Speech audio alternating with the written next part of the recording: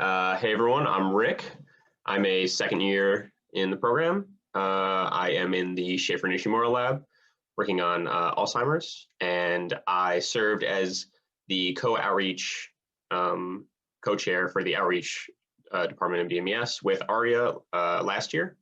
And I've just been a participant in many of the different outreach things that have gone on in BMES, like Girl Scout Engineering Day, and a few of the other things that we'll definitely get into.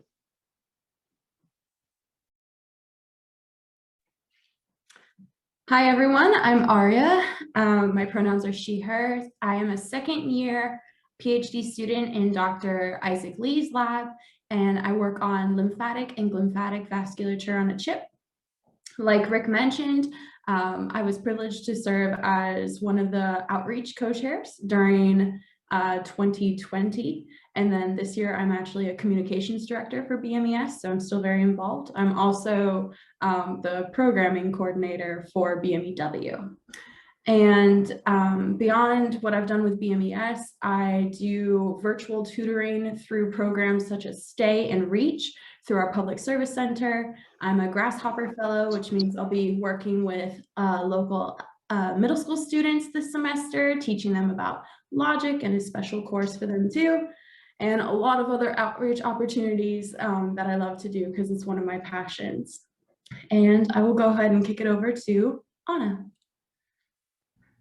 Hi everyone, my name's Anna. I'm a second year student in the Vandermeulen lab researching osteoarthritis.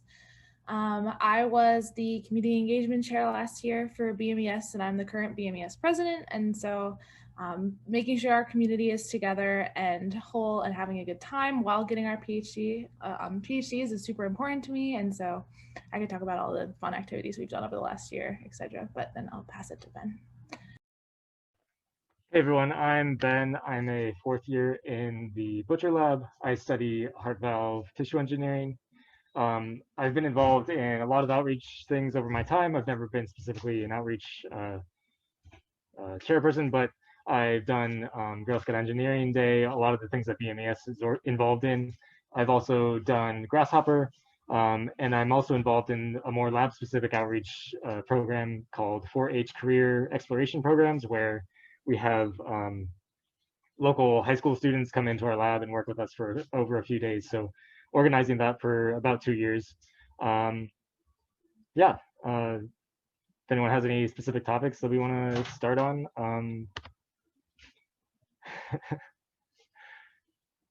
Anything in particular? I guess we could just start with BMES. I don't know if the current involved people want to start with that. I can talk about it. So yeah, like three of us, we have a graduate student chapter of the Biomedical Engineering Society that kind of takes the lead on organizing some of the like community-wide outreach and community engagement that happens within our department, including professional development activities. If you guys were at the last panel, I'm sure you've met a couple of our past professional development chairs.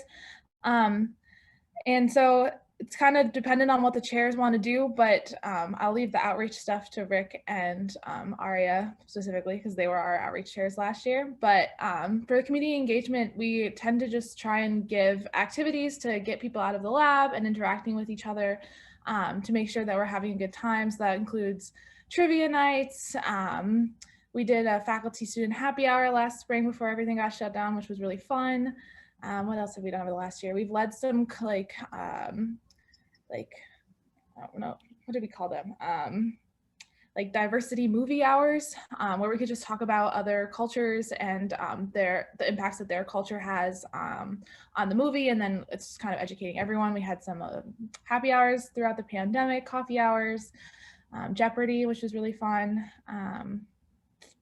And our community engagement chairs this year led the game night last night, which I don't know if you guys went to, but it was super fun. So I hope you guys all went. But yeah, Rick and Aria, if you guys want to talk about more about what we do for the outreach, that would be great. So I'm just going to tag on to the community engagement. When we were in person, we've also done like apple picking and an annual wine tour and other sort of things in community engagement. I know Anna meant to mention those because she loves them, and I do too. They're very fun. But speaking more on outreach, our biggest push each semester is our Girl Scout Engineering Day, or GSED, as Rick touched on in his introduction. And typically it looks like we bring about 200 Girl Scouts through from 2nd to 8th grade in the local New York and Pennsylvania area to campus. We run, 6 to 7 25-minute activities with them. In the fall, we do all disciplines of engineering except for BME, because BME is interdisciplinary. So we focus on that for the fall. And then in the spring, we focus only on BME related activities. During pandemic, it's been a little different. So we actually pre-record our activity videos. We make them a little bit shorter, and we try to use supplies that the Girl Scouts and their families and loved ones are going to have at home already. But we do ship out a couple materials too. And then we allow them to have a live kind of debriefing session with the activity leaders a couple weeks after we release the videos, and giving them a chance to still interact with our current students. Toby is taking up the screen here. Hi, Toby. But that's kind of something that we really enjoy doing, and we've been very fortunate to find a system that works during the pandemic so we can still keep that type of outreach opportunity growing. Rick, you want to touch on some of the other BMES outreach things? Yeah, sure. Yeah, so like Arya said, GCD is like a major thing that BMES does for outreach. It's a ton of fun. Everybody can take part either as like an activity leader or as just a volunteer to help out. And we usually involve some undergrads in that as well. They'll usually join us and volunteer for helping out with the planning and everything. And then just outside of that, we do a bunch of different stuff.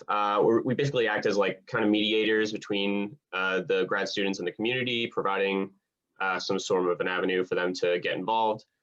So there's a bunch of different opportunities that we are able to provide with combining with the local organizations like the Ithaca Science Center, where they host family nights, and we get to kind of display these different scientific concepts to these students, and it's a ton of fun to just provide these scenarios where they might not be getting in like a classroom setting, and they're super interested in the concepts because it's so they're never exposed to it. So it's really fun just to see them super interested in it, and then possibly getting them excited about science for them to possibly pursue it in the future. And then outside of, so Ithaca Science Center, and then South Hill Elementary, and a few other schools I think we're getting involved with as well. And then we do kind of mediate with a few other things that we're not exactly involved in, like EYH. That's one thing that happens each year. It's just a one-day event that I think is with more so than younger girls. I think it's with like K through 12 students. So that's more of a you get involved with not just the younger girls. Arya, anything else? I'm trying to think of what else we do. Yeah, just to explain that acronym, EYH is Expanding Your Horizons, and it works with mostly 7th through 9th grade female students. We also are pushing for more programming this year. Our outreach co-chairs are Jess and Robert, and they are pushing for some more working with adults. Specifically, we're trying to create a program for increasing medical literacy among senior citizens or adults with advanced age. So that's kind of one of our pushes right now, but we're always looking, and we're also, considering adopting a highway to keep Ithaca beautiful too. So we're always trying to find new ways to get our members engaged, because we really want to create outreach opportunities that you want to see and that you want to do. But yeah, I think we covered outreach pretty well. Ben, you want to throw in anything else? Yeah, just one thing I was thinking about. Cornell is such a big part of the Ithaca community that like all of these schools and other programs will come to us and like look for specific things that they want to have like started, either as like an outreach thing or or something more consistent. And I think that's one of the really big draws with this kind of stuff is that all these people know Cornell so well, and I've been able to go to like probably 5 or 6 different schools, either through Grasshopper or through like family science nights through the Science Center, kind of things that you probably wouldn't get in a bigger city. So if there's like multiple universities or tons of other organizations around, I don't think we would have as much diversity in terms of the things that we can do here. And I think that's one of the really big draws for these kinds of activities, is that we have so many opportunities like that. So quickly, kind of related to that, with one of the schools I was able to go to with Grasshopper, I think Suzanne linked it in the chat. It's a program where STEM, I believe it's mostly STEM, students will, at Cornell, will present a sort of lesson plan that they want to show to either a specific age group or like some sort of K through 12 range. And local teachers will have the opportunity to look through them and pick some sort of lesson that they would want to be involved in their classroom. And so I did a sort of biomechanics, like bone lab with an elementary school class. I think they're 4th graders at a local elementary school. And there's a fairly rural elementary school. So again, kind of showing these students things that they wouldn't normally see. And I think that was a really good opportunity to get involved, especially something outside of BMES that's very powerful, including like things like EYH and Grasshopper are very strong at Cornell as well. And it's a great opportunity. Like I said, family science nights, I was able to travel around as well and see lots of students who may not be exposed to these kinds of things. And I think that was one of the really rewarding things about the kind of outreach that we do, is you can definitely tell that a lot of these students wouldn't be seeing these things if it weren't for us doing these. Yeah, I think that's about all I want to add to that. One more thing I kind of want to briefly touch on that I mentioned in my intro is the Cornell Public Service Center, which is a great resource for a lot of different outreach opportunities. So when the pandemic first hit and a lot of local students had to suddenly go online without any sort of infrastructure put into place, the PSC created the program STAY, through which I was tutoring a high school student in pre-calculus. And then that organization got absorbed by an organization that already existed through the PSC called REACH, and that allows me to work with 5th grade math students every morning, well, actually 4 days a week for 45 minutes in a one-on-one or one-on-2 setting, just helping them give a little bit of enrichment while they're still virtual. So there's a lot of different cool opportunities that you can do through the PSC, and I highly recommend looking into that if outreach is something that means a lot to you. And just to, I guess, let everybody know, so outreach is like super non-committal. You know, you don't have to like, you know, join for every single event. You can join for whatever you want to do, however much you want to do it. So once, if you come here, then you'll just be added to the listserv, and then like if you display interest, and then you can just join whatever you want, whenever you want. So it's super up to you, really loose.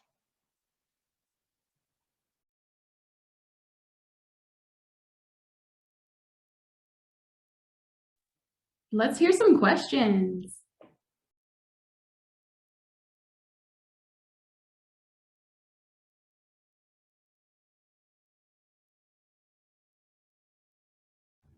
I can also add on to a little bit more of the community engagement, because I'm remembering things.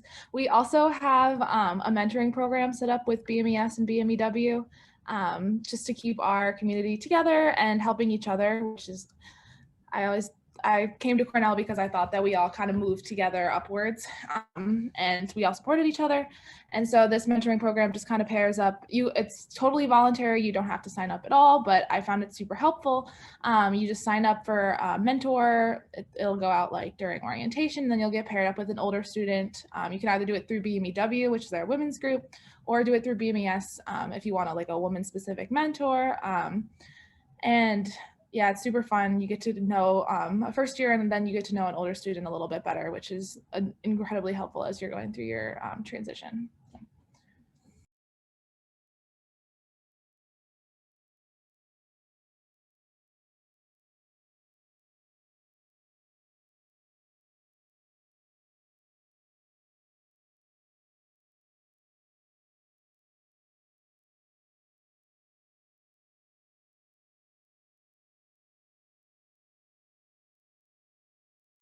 think Ife, I said your name wrong. I met you last night. I swear it's the right name. Has a question probably to you guys. What % of the outreach work do you do within Ithaca versus outside of Ithaca?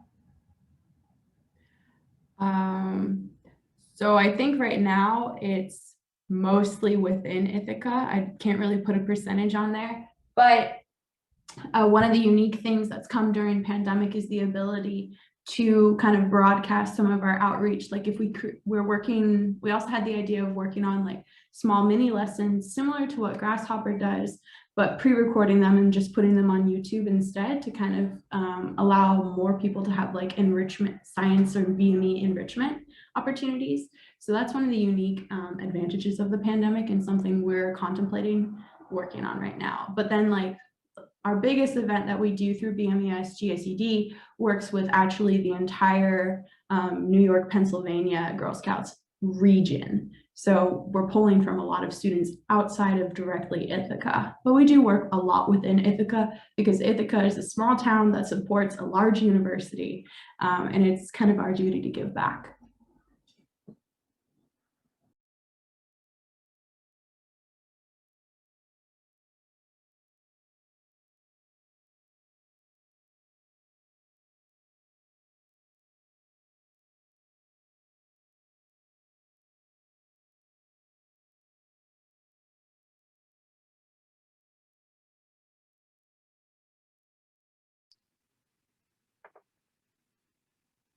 There's another question in the chat. Yeah, the question says, do you have a kind of outreach for people with special needs? As far as I know, BMES does not have a specific outreach motivation for working with special need groups. We are working more with the Greater Ithaca Area Center, Community Center, or GIAC, moving forward, and I don't know what all programming they have available there. But the thing is, and as I mentioned earlier, whatever motivates you and you want to see done within the Ithaca community, BMES will work to either find an existing organization for you that's doing that sort of stuff, like through the Public Service Center, or we work to try to incorporate that into some of our outreach objectives throughout the year. Anyone want to add anything?